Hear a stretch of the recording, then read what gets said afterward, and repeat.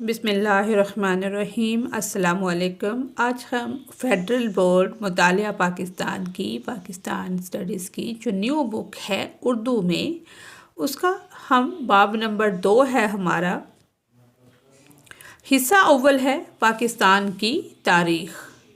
آج کی اس ویڈیو میں ہم اس کے MCQs اور جو شارٹ کویسچنز ہیں ان کو کمپلیٹ سولو کریں گے۔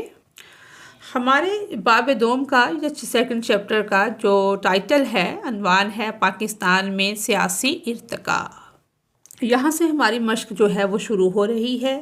درج ذیل کثیر الانتخابی سوالات میں سے درست جواب کی نشاندہی کرے۔ اسٹیٹمنٹ نمبر 1، یہ فرسٹ اسٹیٹمنٹ یا فرسٹ کویسچن جو ہے وہ یہ ہے، پاکستان کے اسٹیٹ بینک کے پہلے گورنر کون تھے؟ تو صحیح جواب ہے زاہد حسین۔ سیکنڈ اسٹیٹمنٹ ہے، لیاقت علی خان کو کس شہر میں شہید کیا گیا؟ تو درست جواب ہے راولپنڈی۔ تھرڈ اسٹیٹمنٹ ہے، پاکستان کے پہلے صدر تھے اسکندر مرزا، اس کا صحیح جواب ہے۔ فورتھ اسٹیٹمنٹ ہے ہماری، ذوالفقار علی بھٹو کے پاس 1963 سے 1966 تک کے عرصہ کے دوران کون سی وزارت تھی؟ ان کے پاس فورن منسٹری یعنی کہ وزارت خارجہ صحیح جواب ہے۔ نیکسٹ اسٹیٹمنٹ ہے، عوامی لیگ کا 1970 یعنی کہ 1970 کے انتخابات میں منشور کیا تھا؟ کریکٹ اسٹیٹمنٹ ہے 6 نکات۔ نیکسٹ اسٹیٹمنٹ ہے، حدود آرڈیننس کس نے نافذ کیا؟ جنرل ضیاء الحق نے نافذ کیا تھا، تو کریکٹ آنسر ڈی والا ہے۔ نیکسٹ اسٹیٹمنٹ ہے ہماری، بینظیر بھٹو اور نواز شریف کی پہلی حکومت کو کس نے برطرف کیا؟ تو اس کا صحیح جواب ہے غلام اسحاق خان۔ نیکسٹ اسٹیٹمنٹ ہے، بینظیر بھٹو کو یعنی کہ 27 دسمبر کو لیاقت باغ میں شہید کیا گیا سن 2007 میں۔ نیکسٹ اسٹیٹمنٹ ہے ہماری، عمران خان کے خلاف قومی اسمبلی میں عدم اعتماد کی قرارداد منظور ہوئی سن 2022 میں۔ نیکسٹ اسٹیٹمنٹ ہے، 18ویں ترمیم نے صوبائی خود مختاری اس طرح بڑھائی کہ صوبوں کو بااختیار بنا کر۔ اس کے بعد ہیں ہمارے مختصر جوابات والے سوالات۔ سوال نمبر 1 ہے، جنرل ضیاء الحق نے پاکستان کو اسلامی ریاست بنانے کے لیے کیا اقدامات کیے؟ تو یہ ہم پیج نمبر 40 پہ آ جائیں گے۔ یہ ہمارا پیج نمبر 40 ہے اور یہ ہمارا جو فرسٹ شارٹ کویسچن ہے اس کا آنسر ہے کہ ضیاء الحق کے تحت اسلامائزیشن انہوں نے یہ والے سارے اقدامات کیے تھے۔ تو یہ سمپل ورڈنگ میں لکھا گیا ہے، اگر ہم اس کو تھوڑی ہیڈنگز کے ساتھ ایکسپلین کرنا چاہیں تو وہ بھی ہم کر سکتے ہیں۔ مثلاً کہ اس کی کچھ ہم ہیڈنگ بنا لیں گے 5 یا 6۔ سب سے پہلے کہ جنرل ضیاء الحق نے پاکستان کو اسلامی ریاست بنانے کے لیے کئی اقدامات کیے، یہ لکھ دیں گے۔ اس کے بعد ہم فرسٹ ہیڈنگ دے دیں گے، حدود آرڈیننس 1979 نافذ کیا، یعنی کہ زنا، چوری، شراب نوشی پر اسلامی سزائیں مقرر کی۔ سیکنڈ ہیڈنگ ہم یہ بنا لیں گے، وفاقی شرعی عدالت 1980 میں قائم ہوئی تھی کہ قوانین کو قرآن و سنت کے مطابق بنانا اس کا کام تھا۔ اس کے بعد تھرڈ ہیڈنگ ہم یہ بنا لیں گے کہ زکوٰۃ و عشر آرڈیننس، یہ بھی 1980 میں جاری ہوا تھا کہ زکوٰۃ کا نظام نافذ کیا گیا تھا۔ فورتھ اسٹیٹمنٹ ہم یہ بنا لیں گے، اسلامی تعلیمات کو لازمی قرار دینا، نصاب میں قرآن و سنت کو شامل کیا گیا تھا۔ ففتھ اسٹیٹمنٹ ہم بنا لیں گے کہ میڈیا پر اسلامی پروگرام، جیسے جب ٹی وی پر اسلامی پروگرام نشر ہوتے تھے اور وداؤٹ دوپٹہ کوئی بھی نہیں آ سکتا تھا، نیوز کاسٹر یا کوئی بھی اور، کہ نعت، قرآن خوانی اور مذہبی تقاریر قرآن کا پڑھنا پڑھانا، یہ ایک پروگرام ٹی وی پہ شروع ہوا تھا۔ اور اسلامی نظریاتی کونسل کو فعال بنانا، 6 ہیڈنگ ہم یہ دے لیں گے کہ اسلامی قانون سازی کے مشورے دینے کے لیے اسلامی نظریاتی کونسل کو فعال بنایا گیا، یعنی کہ یہ 6 ہیڈنگ تھوڑی تھوڑی ہم ایکسپلین کر دیں گے۔ چیزیں ایز اٹ از یہی ہیں، لیکن ہیڈنگز میں ہم نے اس طرح کر دی، اور اگر آپ سمپل لکھنا چاہیں، آپ کو شارٹ آنسر چاہیے، تو ہم یہاں سے یہاں تک اس کا آنسر بنتا ہے۔ दूसरा सवाल है, कायद आज़म मोहम्मद अली जिन्ना ने तलबा को क्या नसीहत की थी। पेज नंबर 32 पे हम आ जाएंगे। हम सेकंड क्वेश्चन का, जो हमारा दूसरे वाला शॉर्ट क्वेश्चन है, इसको हम दोनों तरह से डिस्कस कर लेंगे। सिंपल वर्डिंग में आप बहुत शॉर्ट लिखना चाहते हैं तो हम ये लिख देंगे एज इट इज़ के कायद आज़म रहमतुल्लाह अलैह की दरख्वास्त पर तलबा ने तहरीक आज़ादी में भरपूर किरदार अदा किया, लेकिन क़याम पाकिस्तान के बाद कायद आज़म ने तलबा को सियासत से दूर रहने का मशवरा दिया, क्योंकि उनका हदफ जो है वो अपना हदफ हासिल कर चुके थे। उन्होंने तलबा को नसीहत की कि अब वो अपनी तवानाइयाँ जो हैं वो तालीम के हसूल पर सरफ करें। सिंपल हम यहाँ तक लिख सकते हैं। अगर हम इसको हेडिंग्स में लिखना चाहें तो हम इसको इस तरह से लिखेंगे कि कायद आज़म मोहम्मद अली जिन्ना ने तलबा को नसीहत की कि वो, सबसे पहली हेडिंग हम देंगे तालीम पर भरपूर तवज्जो दें। सेकंड हेडिंग हम ये बना लेंगे कि नज़्म व ज़ब्त और ईमानदारी को अपना शआर बनाएं। थर्ड हेडिंग हम ये बना लेंगे सियासत में जल्दबाजी ना करें। और फोर्थ हेडिंग हम बना लेंगे कि पहले ख़ुद को अच्छा शहरी बनाएं, फिर मुल्क की खिदमत करें। और फिफ्थ हेडिंग हम ये बना लेंगे कि हमेशा इत्तेहाद, ईमान और तंजीम के असूलों पर अमल करें। अगर आप इसका नतीजा एक डेडलाइन में एक्सप्लेन करना चाहें तो वो भी कर सकते हैं कि कायद आज़म रहमतुल्लाह अलैह चाहते थे कि तलबा मेहनती, दयानतदार और बाकिरदार बनकर पाकिस्तान का मुस्तकबिल संवारें। तो यहाँ तक हमारा ये सेकंड वाला शॉर्ट क्वेश्चन जो है वो बन जाएगा। थर्ड क्वेश्चन है, अयूब खान की सियासी जमाअतों के बारे में क्या राय थी। तो पेज नंबर 35 पे हम आ जाएंगे। ये हमारा पेज नंबर 35 है।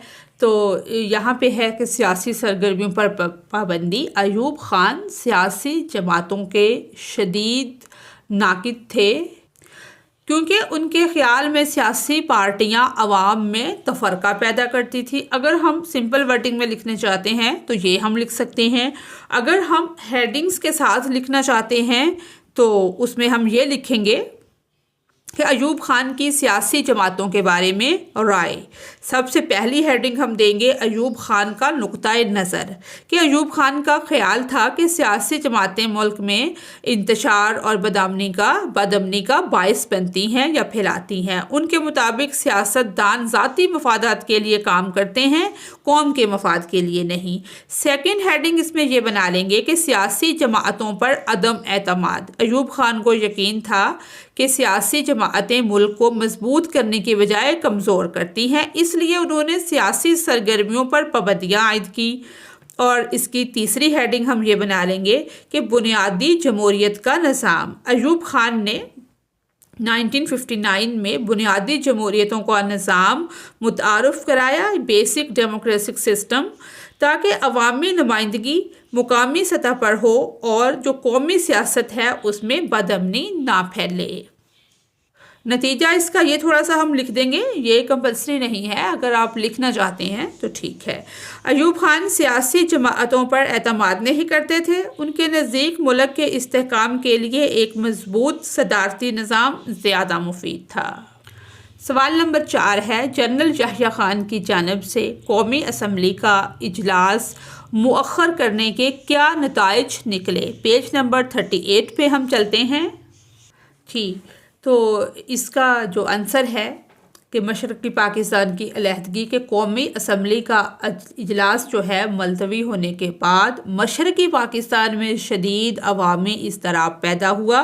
ये इसको अगर हम सिंपल वर्डिंग में लिखना चाहें तो यहाँ तक लिख सकते हैं, लेकिन अगर आप हेडिंग्स के साथ लिखना चाहें तो वो भी हम डिस्कस कर लेते हैं कि जनरल याह्या खान ने मार्च 1971 में कौमी असम्बली का इजलास मुलतवी कर दिया, जिसके नताइज बहुत संगीन निकले। तो ये हम लिखेंगे। उसके बाद हम पहली हेडिंग देंगे कि मशरक़ी पाकिस्तान में गुस्सा और एहतजाज फैला। अजलास मुलतवी होने पर शेख मुजीबुर रहमान और अवाम ने उनके मैंडेट की तौहीन समझी कि हमारे मैंडेट की तौहीन हुई है कि इजलास को मुलतवी कर दिया गया है, और पूरे मशरक़ी पाकिस्तान में हड़तालें, मुज़ाहरे और बगावत शुरू हो गई। دوسری ہیڈنگ ہم یہ لکھ سکتے ہیں، سیاسی مذاکرات ناکام ہو گئے، حکومت اور عوامی لیگ کے درمیان اعتماد ختم ہو گیا، مذاکرات بے نتیجہ رہے اور علیحدگی کے مطالبات زور پکڑ گئے۔ تیسری ہیڈنگ ہم یہ لکھ سکتے ہیں، فوجی کارروائی اور خانہ جنگی، کہ 25 مارچ 1971 کو فوجی آپریشن سرچ لائٹ شروع کیا گیا، جس سے بڑی تباہی ہوئی۔ چوتھی ہیڈنگ ہم یہ لکھ سکتے ہیں کہ مشرقی پاکستان کی علیحدگی، ان حالات کے نتیجے میں دسمبر 1971 میں مشرقی پاکستان الگ ہو کر بنگلہ دیش بن گیا۔ تو اب ہم اس کا تھوڑا سا نتیجہ بھی ڈسکس کر لیتے ہیں کہ قومی اسمبلی کا اجلاس ملتوی کرنا پاکستان کی سیاسی تاریخ کی سب سے بڑی غلطی ثابت ہوا، جس کے نتیجے میں ملک 2 حصوں میں تقسیم ہو گیا۔ سوال نمبر 5 ہے، ذوالفقار علی بھٹو کی قومیانے کی پالیسی جو نیشنلائزیشن انہوں نے کی تھی، پالیسی کے معاشیت پر کیا اثرات مرتب ہوئے؟ پیج نمبر 39 پہ ہم چلتے ہیں۔ جی یہ پیج 39 ہے، تو اس کا آنسر ہے کہ بھٹو کی فکری وابستگی سوشلسٹ نظریات سے تھی اور وہ سرمایہ دار طبقے کے خلاف شدید تنقید رکھتے تھے۔ 1972 میں انہوں نے بھاری سندوں کو قومی تحویل میں لینے کا عمل شروع کیا، بعد ازاں بینکاری اور تعلیمی شعبوں کو بھی قومیایا کیا۔ اگرچہ یہ اقدامات نیک نیتی پر مبنی تھے، تاہم معاشیت پر ان کے منفی اثرات ثابت ہوئے اور صنعتی ترقی کی رفتار سست پڑ گئی۔ تو اب ہم اس کو دوسری طرح سے بھی ڈسکس کر لیتے ہیں۔ سب سے پہلے ہم تھوڑا سا تعارف کے طور پر یہ لکھیں گے کہ ذوالفقار علی بھٹو نے 1972 میں قومیانے کی پالیسی اختیار کی، جس کے تحت صنعتوں، بینکوں، تعلیمی اداروں اور کارخانوں کو سرکاری تحویل میں لے لیا گیا۔ اس پالیسی کے درج ذیل اثرات مرتب ہوئے۔ تو یہ لکھنے کے بعد ہم پہلی ہیڈنگ دیں گے کہ معیشت پر منفی اثرات، سرکاری کنٹرول بڑھنے سے کاروباری سرگرمیاں سست ہو گئیں، سرمایہ دار طبقہ مایوس ہوا اور نجی سرمایہ کاری کم ہو گئی۔ دوسری ہیڈنگ ہم دیں گے پیداوار میں کمی، کہ غیر مؤثر انتظام اور سرکاری اہلکاروں کی نااہلی کے باعث صنعتی پیداوار میں کمی واقع ہوئی۔ تیسری ہیڈنگ ہم دیں گے کہ بے روزگاری میں اضافہ، کئی فیکٹریوں کی کارکردگی کم ہونے کی وجہ سے مزدور بے روزگار ہو گئے۔ چوتھی ہیڈنگ ہم دیں گے تعلیمی اداروں کی کارکردگی متاثر، کہ نجی تعلیمی ادارے سرکاری بننے کے بعد تعلیم کا معیار نیچے آ گیا۔ پانچویں ہیڈنگ دیں گے کچھ مثبت پہلو بھی آتے ہیں کہ اس کے کہ غریب طبقے کو روزگار اور تعلیم کے موقع ملے، حکومت نے مزدوروں کے حقوق کا تحفظ کیا۔ یہ بھی ففتھ ہیڈنگ ہم لکھ سکتے ہیں کہ کچھ اس کے مثبت پہلو بھی تھے، لیکن 4 ہیڈنگز بھی اس کی کافی ہیں۔ نتیجہ یہ ہے کہ بھٹو نے یہ جو پالیسی نیک نیتی سے اختیار کی تھی، مگر اس کے نتیجے میں کیا ہوا، یہی والا جو ہم نے یہاں پر پڑھا ہے کہ نجی سرمایہ کاری میں کمی آئی اور معیشت کی جو رفتار ہے وہ سست پڑ گئی۔ پاکستان کی معیشت پر اس کے زیادہ تر منفی اثرات ہوئے۔ سوال نمبر 6، کن واقعات نے پرویز مشرف کے زوال میں کردار ادا کیا؟ ہم چلتے ہیں پیج نمبر 45 پر۔ تو اس کا آنسر ہے کہ پرویز مشرف کا زوال اس وقت شروع ہوا، یہ سمپل ورڈنگ میں ہم لکھنا چاہیں تو پیج نمبر یہ 45 ہے، یہاں سے یہاں تک اس کا آنسر بنتا ہے، تو یہ ہم لکھ سکتے ہیں۔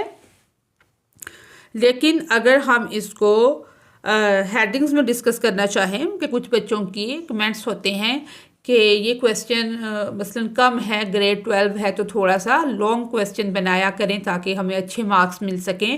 تو اب ہم اس کو دونوں پوائنٹ آف ویو سے ڈسکس کرنا چاہتے ہیں۔ جن لوگوں کو شارٹ چاہیے سمپل ورڈنگ میں، وہ یہاں سے یہاں تک سمپلی لکھ سکتے ہیں، اور جن کو ہیڈنگز کے ساتھ چاہیے، اس کی ہیڈنگ ہو، اس کا تھوڑا سا انٹروڈکشن بھی ہو اور اس کا کنکلوژن بھی ہو، تو وہ بھی ہم ڈسکس کر لیتے ہیں۔ سب سے پہلے ہم لکھیں گے کہ جنرل پرویز مشرف کے زوال اقتدار کے خاتمے کی کئی وجوہات تھیں، جن میں اہم واقعات درج ذیل ہیں۔ سب سے پہلا جو واقعہ یا ہیڈنگ جو ہم دیں گے وہ یہ دیں گے کہ چیف جسٹس کی برطرفی سن 2007 میں ہوئی تھی، کہ مشرف نے چیف جسٹس افتخار محمد چودھری کو برطرف کر دیا۔ اس فیصلے کے خلاف وکلا کی تحریک شروع ہوئی جس نے حکومت کی ساکھ کو کمزور کر دیا۔ دوسری ہیڈنگ ہم یہ دیں گے لال مسجد آپریشن۔ یہ بھی 2007 میں ہوا تھا۔ اسلام آباد میں لال مسجد پر فوجی کارروائی سے عوام میں شدید غم و غصہ پھیلا، حکومت کے خلاف نفرت میں اضافہ ہوا۔ تھرڈ ہیڈنگ ہم یہ لکھیں گے ایمرجنسی کا نفاذ، کہ مشرف نے آئین معطل کر کے، یہ بھی 2007 میں ہوا تھا، ایمرجنسی نافذ کی، میڈیا پر پابندیاں لگیں اور عدلیہ کے جو جج تھے وہ معزول کیے، ان کو برطرف کر دیا، جس سے عوامی اعتماد ختم ہو گیا۔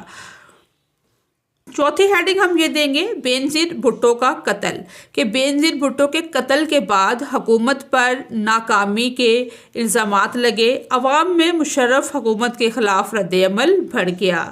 اور یہ ہم 4 ہیڈنگ یہ دے سکتے ہیں۔ اس کے بعد تھوڑا سا نتیجے کے طور پہ ہم 2 لائنیں لکھ کے اپنے سوال کا اختتام کر دیں گے کہ ان تمام واقعات نے مل کر جنرل پرویز مشرف کے اقتدار کے زوال میں اہم کردار ادا کیا اور بالآخر انہوں نے 2008 میں صدارت سے استعفیٰ دے دیا۔ سوال نمبر 7 ہے آئین کے آرٹیکل B258 یا B258 نے پاکستان میں سیاسی استحکام پر کس طرح اثر ڈالا؟ تو ہم پیج 41 پہ چلتے ہیں۔ سوال نمبر 7 کا جو آنسر ہے وہ یہ ہے کہ آئین میں آرٹیکل B258 کا اضافہ کیا گیا، جس کے تحت صدر کو یہ اختیار حاصل ہو گیا کہ وہ اپنی صوابدید پر قومی اسمبلی تحلیل اور وزیر اعظم کو برطرف کر سکے، مطلب کہ وزیر اعظم کے اختیارات میں اضافہ ہوا۔ یعنی کہ اگر سمپل ورڈنگ میں لکھنا چاہیں تو یہاں سے ہم یہاں تک اس کو لکھ سکتے ہیں، لیکن اگر آپ ہیڈنگز کے ساتھ اس کو ڈسکس کرنا چاہتے ہیں، لکھنا چاہتے ہیں، تو ہم سب سے پہلے لکھیں گے کہ آئین کا آرٹیکل B258 یا B258 صدر پاکستان کو یہ اختیار دیتا تھا کہ اگر حکومت آئین کے مطابق کام نہ کرے تو وہ، یعنی کہ پہلا اختیار کیا تھا کہ قومی اسمبلی کو تحلیل یا برخاست کر سکتا ہے۔ تو پہلی ہیڈنگ ہم یہ دیں گے کہ اس آرٹیکل کے اثرات، یہ لکھ کے پھر لکھیں گے کہ سیاسی عدم استحکام میں اضافہ، کہ صدر کے پاس اسمبلی توڑنے کا اختیار ہونے سے منتخب حکومتیں بار بار ختم کی گئیں۔ دوسری ہیڈنگ دیں گے جمہوری عمل متاثر ہوا، کہ وزرائے اعظم کی معزولی اور کہ ان کو برطرف کرنا اور اسمبلیوں کی برخاستگی سے جمہوریت کمزور ہوئی۔ تیسری ہیڈنگ ہم دیں گے مرکزی حکومت پر صدر کا اثر بڑھا، کہ یہ شک پارلیمانی نظام کی بجائے صدارتی نظام جیسی صورتحال پیدا کرتی رہی۔ چوتھی ہیڈنگ ہم دیں گے کہ بار بار حکومتوں کی تبدیلی، اس آرٹیکل کے تحت کئی حکومتیں تحلیل کی گئی، جیسے 1988 میں، 1990 میں، 1993 میں اور 1996 میں۔ نتیجہ آرٹیکل B258 نے سیاسی استحکام کو نقصان پہنچایا، کیونکہ اس کے ذریعے صدر کو غیر منتخب اختیارات حاصل ہو گئے، جن سے جمہوری تسلسل متاثر ہوا۔ اب ہم یعنی کہ دونوں طرح سے ہم نے شارٹ فارم میں بھی اور تھوڑا سا اس کو بڑھا کے بھی ہیڈنگز کے ساتھ بھی ڈسکس کر لیا۔ اب آپ پہ ڈیپینڈ کرتا ہے کہ آپ اس کو کس طرح سے لکھنا چاہتے ہیں۔ آج کی ویڈیو ہماری یہیں تک تھی۔ دوسری ویڈیو میں ہم اس کے لانگ کویسچنز کو دونوں طرح سے ڈسکس کریں گے انشاءاللہ۔ اگر آپ کو میری ویڈیو سے کوئی رہنمائی ملتی ہے تو میری ویڈیو کو لائک اور چینل کو سبسکرائب کریں۔ Thanks for watching us.